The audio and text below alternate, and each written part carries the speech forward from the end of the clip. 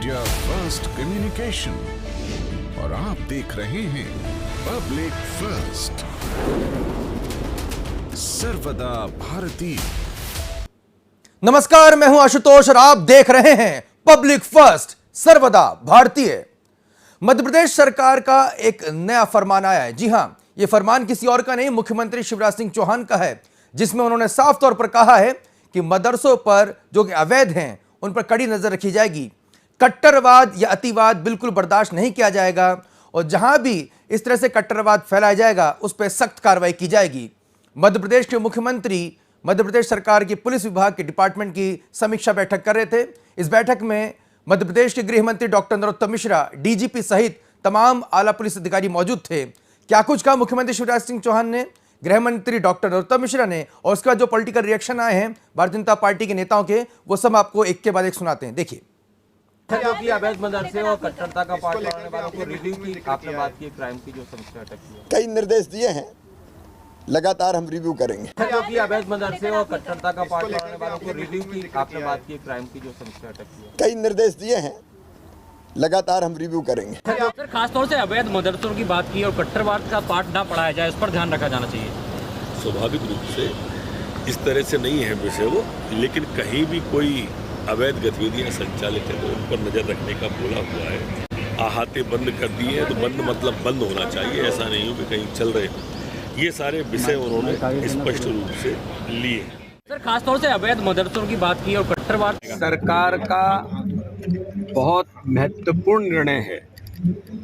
मैं इस निर्णय का स्वागत इसलिए करता हूं कि केवल मदरसे नहीं, हर किसी का रिव्यू होना चाहिए और हुआ है, तो मदरसे का क्यों नहीं होना चाहिए, क्यों नहीं होना चाहिए। और हम लोग तो देखते हैं कि छात्रावासों के अंदर भी हम रिव्यू करते हैं, छात्र हैं नहीं हैं, मदरसे के नाम पर क्या हो रहा है। तो ये सरकार ने एक अच्छा निर्णय, वो सबके हित में है। मैं ऐसा मानता हूँ कि वहाँ पर भी, और मैं तो ये मानता हूँ कि मदरसों के अंदर क्या हो रहा है, पढ़ाई के नाम पर वो तालीमी कौन सी शिक्षा देते हैं, तालीम, ये सारी चीज़ों को देख करके भी आज ज़रूरत है कि देश के अंदर उन स्थानों पर क्या हो रहा है, इसकी समीक्षा जरूर होनी चाहिए। क्या सरकार के इस निर्णय का मैं स्वागत करता हूं। और कोई भी मदरसा हो, अगर वो शिक्षा दे रहा है तो आपत्ति नहीं है, लेकिन अगर वो जिहाद को पैदा कर रहा है, अलगाववाद को पैदा कर रहा है, मुस्लिम कट्टरता को पैदा कर रहा है, भारत विरोधी गतिविधियों को पैदा कर रहा है, तो वो बर्दाश्त नहीं है। ये साफ संदेश मध्य प्रदेश की सरकार शिवराज सिंह चौहान की तरफ से दिया गया है। मैं सरकार को भी धन्यवाद देता हूं और इस मामले में उन सबसे भी आग्रह पूर्वक कहना चाहता हूं, देश में रहो, सामाजिक सौंदर्य वातावरण के साथ रहो, भाईचारे के साथ रहो, कोई परेशानी नहीं, लेकिन देश विरोधी गतिविधियों में भाग लोगे, नफरत का बीज बोओगे, शिक्षा की जगह उन्माद फैलाओगे, जिहादी नारे लगवाओगे, तो फिर कुचले जाओगे, कार्रवाई सख्त होगी। और सरकार ने अपना रवैया जाहिर किया है। तो सरकार ने अपना रवैया जाहिर कर दिया है और बड़ी सवाल यह आखिर खड़ा हो रहा है कि आखिर क्या वजह थी जो मध्य प्रदेश में मदरसों को लेकर इस तरह के निर्देश जारी करने पड़े। आखिर क्या वजह है कि जिसे शांति का टापू कहा जाता है मध्य प्रदेश, वहां पर सरकार इतना सख्त लहजा अपना रही है कि कट्टरवाद को किसी भी कीमत पर बर्दाश्त नहीं किया जाएगा। और इसमें अगर केंद्र बिंदु पर अगर कुछ है तो वह है मदरसा। आखिर मदरसे कहाँ आतंकी कनेक्शन क्या है, जहाँ बच्चे तालीम हासिल करते हैं, जहाँ पे बच्चे एजुकेशन लेते हैं, क्या वजह है कि उन मदरसों पर सरकार को इस तरह से बयान जारी करने पड़े हैं? क्या मध्य प्रदेश में ऐसा पहली बार हुआ है या दूसरे राज्यों में भी इस तरह के मामले सामने आए जिसकी वजह से कहीं ना कहीं इंटरकनेक्टिविटी होने की वजह से सरकार को यह बड़ा निर्देश जारी करना पड़ा है? इन तमाम सवालों पर हम चर्चा करेंगे। बहुत ही खास पैनल हमारे साथ मौजूद हैं। मैं सबसे पहले उनका परिचय करा देता हूं। हमारे साथ मौजूद है निवेदिता जी, जो कि सदस्य हैं बाल संरक्षण आयोग की। आपका बहुत बहुत स्वागत है निवेदिता जी। हमारे साथ कांग्रेस पार्टी के प्रवक्ता शहरयार खान जी जुड़ चुके हैं फोन लाइन से। शहरयार जी, आपका बहुत बहुत स्वागत है। जी धन्यवाद। हमारे साथ भारतीय जनता पार्टी के वरिष्ठ नेता चेतन सिंह जी जुड़े हुए हैं। चेतन सिंह जी, आपका बहुत बहुत स्वागत है। और उज्जैन से हमारे न्यूज एडिटर अभय तिवारी जी जुड़े हुए हैं। अभय जी, आपका भी बहुत बहुत स्वागत है। जी नमस्कार। सबसे पहले चेतन सिंह जी, क्या वजह है कि अचानक से मध्य प्रदेश सरकार को इतने सख्त निर्देश जारी करने पड़े? देखिए आशुतोष जी, अचानक से नहीं है, जिस प्रकार का इनपुट है उस आधार पर है। आपने देखा होगा अभी नियरेस्ट समय में खरगोन की घटना देखी आपने, इंदौर के एक क्षेत्र की घटना है, अभी खंडवा में 2 दिन पहले की घटना है, कानपुर की घटना है, धार की घटना है, उज्जैन में है, देवास में है। इस प्रकार के अनेक स्थानों पर घटनाएं देखने में, और सरकार का काम है सख्ती के साथ इन सारी घटनाओं को रोकना। सरकार ने इस इनपुट के आधार पर सख्ती दिखाई और तत्परता दिखाई है। मुझे लगता है कि जिस प्रकार के वर्तमान में हालात हैं, सरकार किसी भी स्थिति में कहीं भी किसी भी अप्रिय पदार्थ का इंतजार नहीं कर सकती। इससे सरकार के कदम पहले से सख्त है और ये सख्ती जरूरी भी है, क्योंकि मानव सभ्यता के लिए किसी भी सभ्य समाज में उन्माद को बढ़ावा देना या उन्माद का प्रोत्साहन करना, ये दोनों अपने आप में बड़े जुर्म है। तो माननीय मुख्यमंत्री शिवराज सिंह चौहान जी को तो मैं फिर से बधाई देता हूँ, निरंतर वे सतत इस बात की प्रयास करते ही रहते हैं। उन्होंने भारतीय जनता पार्टी के उस सोशल इंजीनियरिंग पर भी कहीं ना कहीं एक कदम आगे चल करके काम किया, जहां माननीय लेकिन प्रधानमंत्री चेतन सिंह जी, आप जिन वारदातों का उल्लेख कर रहे हैं उसका मदरसों से कनेक्शन कैसे जोड़ रहे हैं? देखिए, मदरसे में छोटे बच्चे तालीम हासिल करते हैं करके तो यहीं से आते हैं। ये रिकॉर्डेड है, सारे देश में ही रिकॉर्ड है, मध्य प्रदेश में भी रिकॉर्ड है। और मध्य प्रदेश में भी कांग्रेस की जब सरकार हुआ करती थी, किस किस प्रकार से कहाँ कहाँ कुएं बावड़ियां AK-47 उगलती थी। RR खान का प्रकरण, रतलाम की घटना अभी जो हुई है, रतलाम में भी अभी विगत 30 दिन में 2 इस तरह की घटनाएं हो चुकी हैं, जो मदरसों मस्जिदों से लोगों ने पथराव किया है। मेरा ऐसा मानना है, पार्टी का ऐसा सोच है कि किसी भी प्रकार का उन्माद हो, उन्मादी कोई भी हो, वो मानवता के लिए, मानव समाज के लिए, सभ्य समाज के लिए खतरनाक है। जो लोग इस मध्य प्रदेश में अशांति बनाने की या पैदा करने की कोशिश करेंगे, सरकार उन पर सख्ती से लगी, चाहे वो कोई भी हो। चलिए, मैं आऊंगा आपके पास में। शहरयार खान जी, आपने चेतन सिंह जी को सुना, वो कहीं ना कहीं मदरसे का आतंकी कनेक्शन जोड़ रहे हैं। देखिए, अगर मुख्यमंत्री शिवराज सिंह चौहान ने 19 साल मध्य प्रदेश में कुछ काम किया होता तो वो इस तरह के आदेश जारी कर वोट पोलराइज करने की नाकाम कोशिश नहीं करते। भाजपा ने इस तरह का जो ये प्रपंच रचा है, उससे साफ जाहिर है कि मध्य प्रदेश में जो जनता में भाजपा के खिलाफ, सरकार के खिलाफ जो माहौल है, उससे इनकी जमीनी हकीकत इनको समझ आ गई है। और RSS और भाजपा के सर्वे में आज चुनाव हो जाए तो भाजपा को 60 सीट नहीं मिले, तो उससे घबरा कर परेशान होकर ये हिंदू मुस्लिम करने की ये नाकाम कोशिश है। मदरसों में अगर कुछ गलत चल रहा है तो मेरा कहना है कि बिल्कुल निश्चित ही जो संविधान के अंतर्गत कार्रवाई की जाए, लेकिन आप एक कम्युनिटी को टारगेट करने के लिए इस तरह के आदेश क्यों? शिशु बाल मंदिर में क्या हो रहा है? ये देश के खिलाफ वहां पर जो नौनिहाल हैं उनको नहीं जहर भरा जा रहा है। और वो संस्था जो देश में आज तक कहीं पंजीकृत नहीं है, जो कि नाजायज है, RSS, वहां की शाखाओं में क्या सिखाया जाता है, उस पर कार्रवाई करने के आदेश क्यों नहीं दिए? क्यों बजरंग दल पे प्रतिबंध नहीं लगाया जाता? क्यों समाज को बांटने वाले लोगों को आगे बढ़ाने का काम करते हैं? इसलिए कि आपने जनता के लिए कोई काम नहीं कर रहे हैं। इस तरह के आदेश निकालकर आप समाज में भेदभाव और भाई को भाई से लड़ाने का काम करने की नाकाम कोशिश कर रहे हैं। लेकिन मध्य प्रदेश की 7.5 करोड़ जनता बड़ी समझदार है, वो आपके चाल चरित चेहरे को समझ चुकी है, घोषणावीर मुख्यमंत्री के चरित्र को समझ चुकी है। इससे कुछ होना जाना नहीं है। ये हमारे शिवराज जी पिछले 2 साल से यूपी जो हमारा शहर जी, आता हूं आपके पास कि आप कह रहे हैं पॉलिटिकल स्टेप है। अभय तिवारी जी, बहुत ही आपका पहला कमेंट मैं चाहूंगा। यहाँ पर कांग्रेस पार्टी का जो स्टैंड आ रहा है वो ये है कि पॉलिटिकल जो है ये स्टेप है, मदरसों का कोई इस तरह से कनेक्शन नहीं है जिस तरह से जहाँ पे कट्टरवाद फैलाया जाए। शहरयार जी की जो बातों से मैं समझ पा रहा हूँ, आपने लंबे समय से क्राइम रिपोर्टिंग की है, आपका क्या मानना है? जी जी, देखिए, इसमें कोई दो राय नहीं है कि कई बार मदरसों से कनेक्शन तो निकला है। सारे मदरसे भले उसमें इन्वॉल्व न हो, और लेकिन कहीं कहीं तो बहुत क्लियरली आया है। अब मैं आपको उज्जैन के बारे में बताऊं तो उज्जैन के आसपास का तो सिमी का गढ़ रहा है, और PFI भी यहाँ पर अभी फली फूली है, उस पर भी एक्शन हुए काफी। और उज्जैन के आसपास जैसे आप उन्हेल मान ले, महिदपुर मान ले, महिदपुर में तो सिमी का जो सबसे बड़ा मोस्ट वांटेड सफदर नागौरी वो रहा, जो महासचिव रहा, अंतर्राष्ट्रीय महासचिव रहा। इसके अलावा आप देखेंगे तो आमिर परवेज, जिसको अभी फांसी की सजा का ऐलान जिस पर हुआ है, वो भी उन्हेल से कनेक्ट होता है।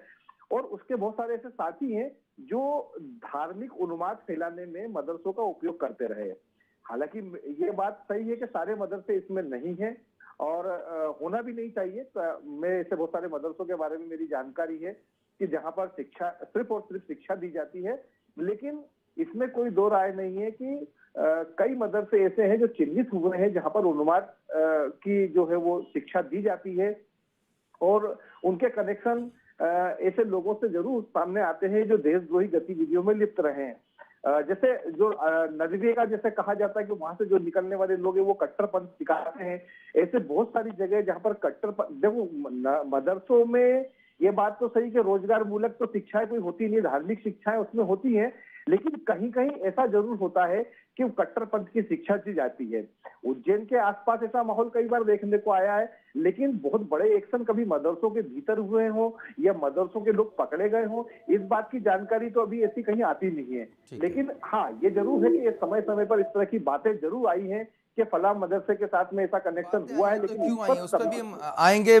हमारे साथ डॉक्टर निवेदिता शर्मा जी हैं, बाल अधिकार संरक्षण आयोग के सदस्य हैं। निवेदिता जी, आपने हो सकता है कि कई मदरसों का दौरा भी किया हो, आपकी चर्चा भी हुई हो, आपका किस तरह का अनुभव रहा है? क्योंकि अक्सर हमने उत्तर प्रदेश में भी इसको लेकर सर्वे भी हुआ है, करीब 306 या 307 मदरसों को लेकर वहाँ पर नोटिस जारी किए गए थे कि साहब ये अवैध तौर पर संचालित किए जा रहे हैं। तो मध्य प्रदेश को लेकर अगर जिस तरह के निर्देश आ रहे हैं, तो क्या यहाँ भी मदरसों को माना जाए कि कई बड़े पैमाने पर अवैध मदरसे चल रहे हैं जहाँ पर कट्टरपंथ की शिक्षा दी जा रही है?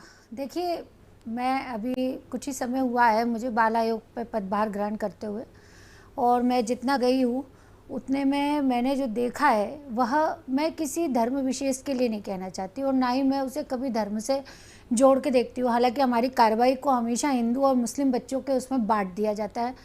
जहाँ कहीं भी गई, मेरा पहला उद्देश्य जो भी कोई बच्चे हैं वो बच्चे हैं, चाहे फिर वो हिंदू का हो या फिर वो मुस्लिम का हो।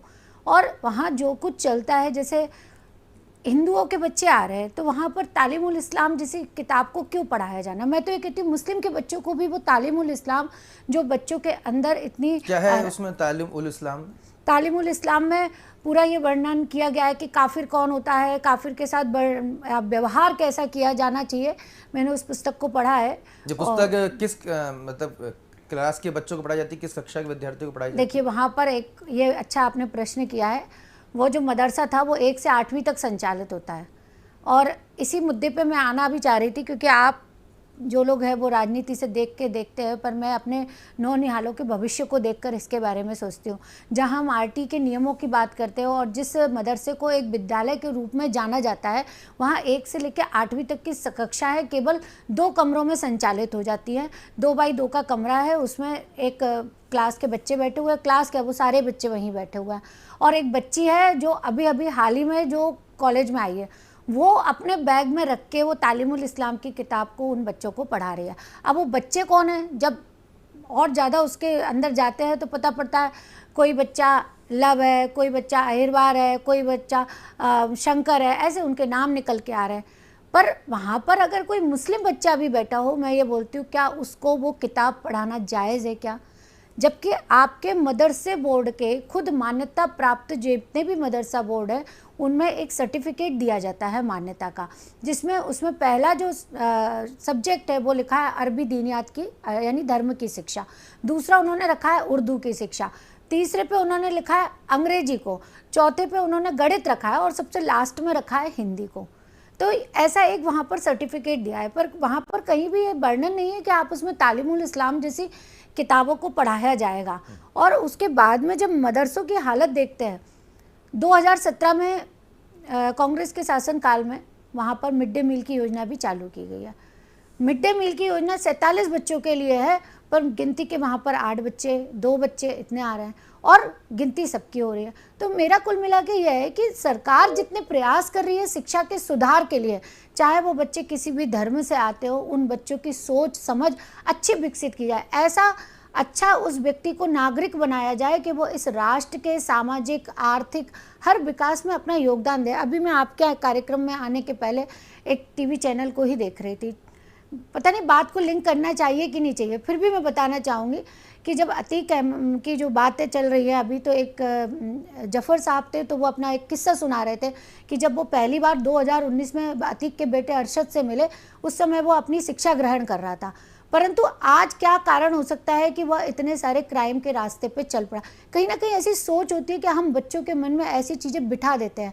और केवल आपको बताऊँ, आज केवल मदरसों की बात नहीं हुई है, उन्होंने कहा है जितनी भी ऐसी संस्थाएं हैं जो अराजकता और कट्टरता फैलाती है उन पे हम नज़र रखेंगे। और अभी जो कांग्रेस के साथी मित्र हैं उन्होंने कहा है, तो मैं कहना नहीं चाहिए पर फिर भी मैं उस पर ऑब्जेक्शन करूंगी, उन्होंने जो कहा है कि सरस्वती शिशु मंदिर वाली बात, तो सर मैं भी वहीं से आती हूँ और मुझे नहीं लगता मैंने अपने शिशु 1 से लेके 12वीं तक के सफ़र में कभी भी ऐसी कट्टरतापूर्ण बातें कभी उस विद्यालय में सुनी हो। ठीक है, चेतन सिंह जी, क्या वजह है कि मदरसों को लेकर जो हमारा जो नज़रिया है वो उसमें लगातार परिवर्तन आ रहा है? उत्तर प्रदेश के जब जिक्र किया था, एक रिपोर्ट भी आई थी कि जो बॉर्डर का जो क्षेत्र है, जो नेपाल जो सीमा से जुड़ता है, वहाँ पर बड़े पैमाने पर मदरसे खुले जिसका इस्तेमाल कहीं ना कहीं पाकिस्तान की खुफिया एजेंसी ISI कर रही थी। सवाल आपसे समझना चाहते हैं कि मध्य प्रदेश को लेकर भी क्या इस तरह के कुछ इनपुट यहाँ पे मिल रहे हैं, इंटेलिजेंस के इनपुट मिल रहे हैं, और क्या वजह है कि अगर ये संचालित हो रहे हैं तो इसमें आप चुनावी साल है, इसमें एक्शन लिया जाना चाहिए? तभी ये कानून व्यवस्था अगर मैटर है तो इसमें मुख्यमंत्री को समीक्षा करके इसको बोलना, ये तो इंटेलिजेंस इनपुट के आधार पर कार्रवाई की जा सकती है कहीं पे अगर इस तरह के आपको सबूत मिल चुके हैं आपकी सरकार को। जहाँ हमारी सीमाएं दूसरे अन्य देशों से मिलती है, उन सारे ही सीमाओं पर इस प्रकार की गतिविधियां हैं, चाहे अरुणाचल हो, चाहे सिक्किम हो, चाहे आसाम हो। आसाम में बांग्लादेशियों की घुसपैठ, चीनियों की घुसपैठ, और जहाँ पर मैं जवाबदारी के साथ आपसे कहना चाहता हूँ, इंटेलिजेंस रिपोर्ट है, IB की रिपोर्ट है कि पंजाब में बड़े स्तर पर जो पाकिस्तान से सटे हुए क्षेत्र है, वहाँ पर बड़ा अद्भुत और आश्चर्यजनक रूप से एकदम से वहां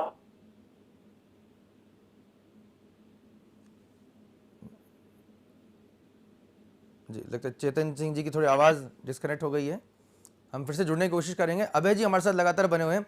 अभय जी, कहीं ना कहीं चेतन सिंह जी कह रहे हैं कि मदरसों का इस्तेमाल राष्ट्र विरोधी गतिविधियों के लिए, हम ये नहीं कह रहे तमाम जो मदरसे हैं, लेकिन कहीं ना कहीं मदरसों का इस्तेमाल होता रहा है।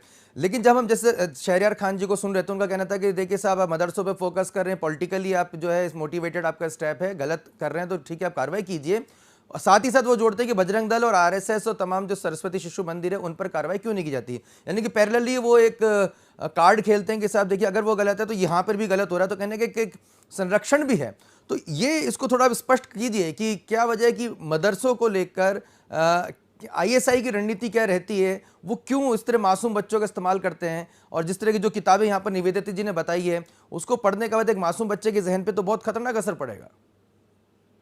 देखिए आशुतोष जी, एक तो मदरसों को लेकर सरकार ने अभी जो कदम उठाया है वो सवालों के घेरे में तो है, क्योंकि अब चुनाव पास में है तो कहने का मौका तो सभी को मिलेगा ही। जैसे कांग्रेस के जो हमारे साथी शहरियार खान जी कह रहे हैं कि चुनाव पास में है इसलिए इस तरह की बातें आ रही है, तो लाजमी है इस तरह की बातों का सामना आना। लेकिन चाहे वो कांग्रेस की सरकार रही हो, चाहे भारतीय जनता पार्टी की सरकार रही हो, मदरसों को लेकर जब एक्शन लिया जाना चाहिए या प्रॉपर तरीके से एक्शन लिया जाना चाहिए, ऐसी कोई स्पष्ट रूप से कभी कोई भूमिका सरकार की किसी सरकार की दिखती नहीं है। क्योंकि इस समय पूरे देश में इस तरह की बातें चल रही हैं और मध्य प्रदेश में जो कि चुनाव करीब है, ऐसे में शिवराज सिंह जी चौहान द्वारा जो ये उठाया गया कदम है या जो बयान आया है मदरसों को लेकर, उसको लेकर सवाल तो खड़े हो ही रहे, लेकिन एकदम 100% यहाँ पर ये नहीं कहा जा सकता कि सारे मदरसे उसमें शामिल है। ये बात तय है कि उत्तर प्रदेश के बहुत सारे मदरसों पर ये सवालिया निशान खड़े हुए, चूंकि वहाँ समाजवादी पार्टी की सरकार थी तो उस समय मदरसों को बड़ी फंडिंग मिलती थी। कांग्रेस गवर्नमेंट जहां जहां रही वहाँ बड़े लेवल की फंडिंग मिलती रही। इन दिनों देखा ऐसा नहीं कि भारतीय जनता पार्टी की सरकार के अंदर मदरसों को फंडिंग मिलना बंद हो गई। हाँ, ये जरूर रहा कि उसमें चिन्हित किए गए कि किन मदरसों ने अच्छा काम किया या कौन से मदरसे अच्छा काम कर रहे हैं तो उनको फंडिंग मिलनी चाहिए। लेकिन सिर्फ ये कह देना कि सारे मदरसे इस तरह का काम कर रहे हैं, इसको मैं उचित नहीं मानता। लेकिन इस तरह के निर्देश यहाँ पर भी पहले भी आए ना अभय जी की मदरसों में भी जो है झंडारोहण किया जाए, तिरंगा फहराया जाए, इस तरह के निर्देश देने की जरूरत ही क्यों पड़ी? जी के उज्जैन के अंदर एक बहुत बड़ा मदरसा है, भैरवगढ़ के अंदर एक बहुत बड़ा मदरसा है, उसके जो चलाने वाले हैं वो तकी साहब हैं। मैं खुद 2 बार वहां पर झंडा वंदन करने गया हूँ और कई बार हमने जाके वहां पर बैठ के और वहां पर उन लोगों का ये कहना कि आप कभी भी किसी भी वक्त आधी रात को आ जाइए, अगर आपको कभी, क्योंकि हमने खबर उसके बारे में कई बार लगाई थी तो उन लोगों ने हमसे संपर्क किया, उन्होंने कहा आप किसी भी वक्त आइए आप, कभी भी आइए आप, और आप देखिएगा कि यहाँ पर क्या ऐसा कोई देशद्रोही गतिविधि चल रही है या नहीं चल रही। और हम लोगों ने कई बार पत्रकार साथियों ने जाकर वहां देखा भी है, लेकिन हम उस बात से हमें कहीं ऐसा लगा नहीं। अब बातें बहुत सारी आती रहती है, लेकिन अगर जमीनी धरातल पर देखा जाए और हो सकता है कि बहुत सारी बातें हमें ना दिखी हो, ये अलग बात है। लेकिन उज्जैन चूंकि धार्मिक नगरी है, यहाँ पर तो सिमी का गढ़ रहा है, पीएफआई का गढ़ रहा है, और आप ये देखेंगे कि उसमें से अब होता यही है ना कि एक मछली पूरे तालाब को गंदा कर देती है। तो कुछ लोग जो निकले हैं, महत्वपूर्ण सवाल है कि चेतन जी यहाँ पर अभय जी कह रहे हैं कि साहब हो सकता है एक दो वाकये आए हों, और उत्तर प्रदेश में तो निश्चित तौर पर जो काफ़ी बड़ी संख्या में, हमने पश्चिम बंगाल के भी काफ़ी जिक्र किया है, उत्तर प्रदेश में कार्रवाई भी काफ़ी हुई है और काफ़ी ऐसे जो मदरसे थे जो गलत तरीके से संचालित हो रहे थे उनकी फंडिंग भी रोकी गई है। लेकिन मध्य प्रदेश में बयान तो जारी किए जाते हैं, अगर ऐसा है तो सरकार रिपोर्ट सामने रख के कार्रवाई करती क्यों दिखाई नहीं देती है? देखिए आशुतोष जी, जहाँ भी सरकार के पास इनपुट है और जहाँ भी संज्ञान में बातें आई हैं, हम तत्काल उस पर एक्शन लेते हैं। और अभी आपने मुझसे पूछा था कि जो पड़ोसी राज्यों से सीमाएं लगती हैं, अभी बहुत चौंकाने वाला एक तथ्य है और आईबी की रिपोर्ट्स भी है कि पंजाब में अचानक से चर्चों की बाढ़ आ गई। जो फगवाड़ा हुआ, गुरदासपुर हुआ, जो सीमावर्ती पाकिस्तान से लगे हुए, इसके पीछे भी जब जांच की गई तो बहुत बड़े सारे मामले, और शायद उसी आधार पर आपने देखा होगा कि देश में विदेशी फंडिंगों को लेकर के एनआईए ने बहुत बड़े पैमाने पर छापे मारे। तो इस देश में जाति, धर्म, पंथ, मजहब के आधार पर किसी पे कार्रवाई नहीं होती। इस देश में कार्रवाई उन लोगों पर होती है जो गलत काम करते हैं, जो गलत काम को प्रश्रय देते हैं, वो कोई भी हो। अभी मैं अभय जी को सुन रहा था जैसे बोल रहे हैं कि वो यहाँ नहीं होता, हमने भी सारे मदरसों का थोड़ी ना कहा। जिन मदरसों में अवैध काम होता हम उसकी बात कर रहे हैं। अगर अन्य संस्थानों में भी, वो कहीं के भी, किसी के भी संस्थान हो, अगर अवैध गतिविधियों में संलिप्त पाए जाएंगे तो 100% उन पर कार्रवाई होगी। मेरे मित्र शहरयार जी कह रहे हैं कि शिशु मंदिरों में इस प्रकार का पाठ्यक्रम पढ़ाया जाता है, तो मैं शहरयार जी को, उनकी पूरी कांग्रेस की पूरी टीम को आमंत्रित करता हूं, किसी भी सरस्वती शिशु मंदिर में वो चले मेरे साथ, जिसको उनको चयनित उनको करना है, हमको नहीं करना। और वो बता दे कि इस सरस्वती शिशु मंदिर में देश के खिलाफ पढ़ाया जाता है, बच्चों को सिखलाया जाता है, बच्चों को कहीं ना कहीं देश के खिलाफ बरगलाया जाता है, मैं उस दिन से इनकी बात को स्वीकार कर लूंगा। लेकिन बिना किसी तथ्य के जो लोग दिन रात अपना घर परिवार छोड़ करके राष्ट्रभक्ति में लगे, राष्ट्र को साधने का काम कर रहे हैं, उनकी राष्ट्र की साधने की आराधना को कम से कम इस तरह से छोटे छोटे वक्तव्य से हमको अपमानित करने का कोई हक नहीं है। अगर किसी ने भी देश के खिलाफ अगर आवाज उठाई है तो उस पर सरकार एक्शन लेगी। और बार बार कांग्रेस के लोगों से निवेदन करता हूँ कि भैया संघ को लेकर के एक बार संघ की पाठशाला चले जाओ, कभी सीख कर क्या हो, कर दो वीडियो वायरल कि संघ में सिखाया जाता है कि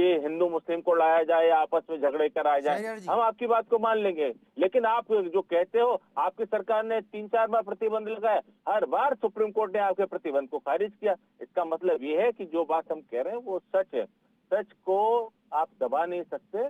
हम लोग ईमानदारी के साथ, निष्ठा के साथ इस देश की सेवा करते हैं, वो करते रहेंगे। शहरयार जी,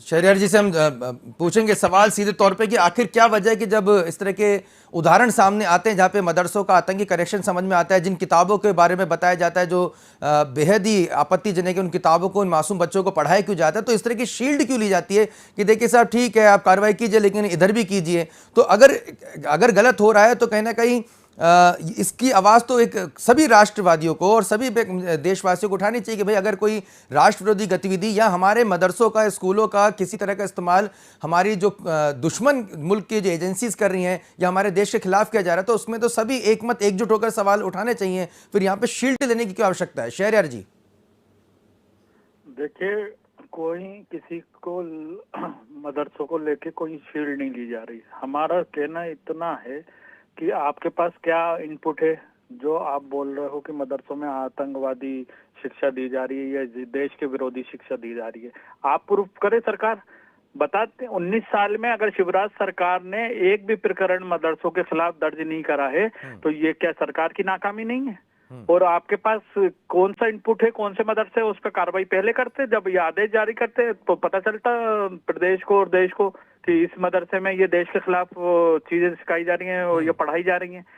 ऐसा कुछ भी इनके हाथ लगा नहीं है। और यूपी में भी योगी जी ने जो करा था मदरसों के खिलाफ जांच का प्रोपोगंडा प्रपंच, तो उसके बाद क्या निकला? कुछ नहीं निकला। वहां पर फिर बाद में हमारे अल्पसंख्यक के वहां के अध्यक्ष बोलते हैं कि वो तो आधुनिक शिक्षा देने के लिए, कंप्यूटर मुहैया कराने के लिए, इस तरह का स्तर ऊंचा शिक्षा का करने के लिए वो जांच करी थी, ऐसा कुछ नहीं पाया गया। तो ये वही हाथी के दांत है, खाने के कुछ दिखाने के कुछ, सिर्फ हिंदू मुस्लिम पोलराइजेशन करना। क्योंकि शिवराज सिंह चौहान ने 23,000 से लेके 32,000 घोषणाएं पहुंचा दी, लेकिन काम जमीन पर धरातल पर कुछ नहीं है। प्रदेश का हर वर्ग, चाहे महिलाएं हो, किसान हो, युवा हो, सारा वर्ग, अधिकारी वर्ग हो, सब परेशान हैं। और जो कमलनाथ जी के 15 महीने का कार्यकाल देखा है, उससे घबराकर परेशान होकर अब जो जनता में मध्य प्रदेश में कमलनाथ जी की सरकार की वापसी का जो इंतजार है, उसको काउंटर करने के लिए इस तरह के ये प्रपंच यहाँ पर रच रहा है। इससे कुछ नहीं होगा। मध्य प्रदेश शांति का टापू है और यहाँ की जनता बड़ी समझदार है। निश्चित ही 2023 में भाजपा की सरकार और मामा की रवानगी तय है।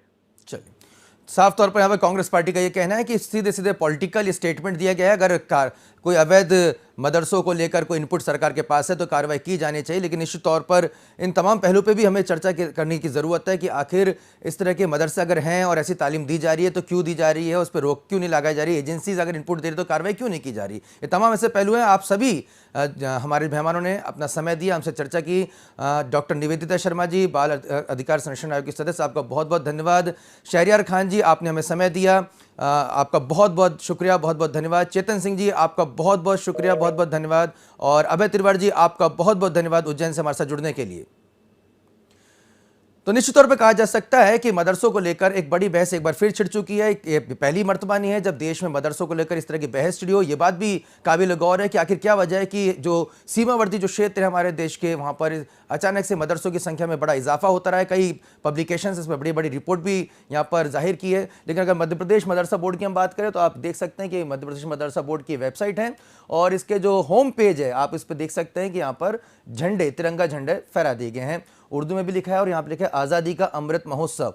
तो मदरसा बोर्ड की ये वेबसाइट आपको दिखा रहे हैं और यहाँ पर आप देख सकते हैं कि किस तरह से मदरसा बोर्ड में तिरंगा लहराया जा रहा है। उम्मीद की जानी चाहिए कि तमाम जो मदरसे हैं वो इसी तरह के तिरंगे को फहराएं। तमाम जो स्कूल हैं, क्योंकि ये जिम्मेदारी सिर्फ मदरसों की नहीं है, हम साहब आप फैलाइए, आप दिखाइए, आपकी जिम्मेदारी है, आपको साबित करना है, अग्नि परीक्षा देनी है, ऐसा नहीं है। जो भी भारत देश का वासी है उसके पास पूरा हक है, अधिकार है उसको अपने देश के लिए, देशभक्ति का जज्बा रखने के लिए, और ये सभी पे लागू होता है, चाहे ये तमाम स्कूल हैं, कॉलेजेस हैं या तमाम जो संगठन हैं। और हम ये उम्मीद करते हैं कि अगर सरकार ने इस तरह के बड़ा बयान दिया है कि कट्टरवाद को लेकर, अतिवाद को लेकर, इसमें तमाम मदरसे भी शामिल हैं और तमाम दूसरे संगठन भी शामिल हैं, अगर ऐसे इनपुट सरकार को मिले हैं तो हमें आने वाले दिनों में इसको लेकर कार्रवाई दिखनी चाहिए। ये सिर्फ एक स्टेटमेंट बन के ना रह जाए, एक बयान बन के ना रह जाए, नहीं तो कहीं ना कहीं समाज में वैमनस्यता पनप सकती है। आपको हमारा प्रोग्राम कैसा लगा हमें जरूर बताइएगा। देखते रहिए पब्लिक फर्स्ट, सर्वदा भारतीय।